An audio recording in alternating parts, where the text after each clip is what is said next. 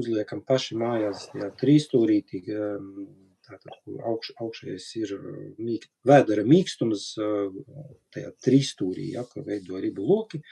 un guļot uz muguras radam tādu spiedienu, varbūt nedaudz pakreisi pājam, lai mēs botrastos uz aortas, jo tas piņums atrodas uz vēdera aortas, un aorta mums neiet tā tīri precīzi pa vidusliņu, viņa mazliet pakreisi. Un gremdējam šos te pirkstiņus pamazītēm vēdera muskultūra atslāps, līdz mēs sajutīsim tādu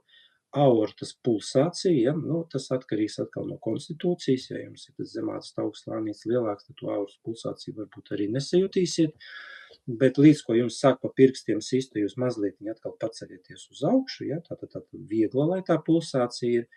un tad 2-3 minūtītes mēs paturam, un tādā veidā mēs noinhibējam gan šos simpātiskās nervu šķiedras, gan nolīdzsvarojam šo te vagu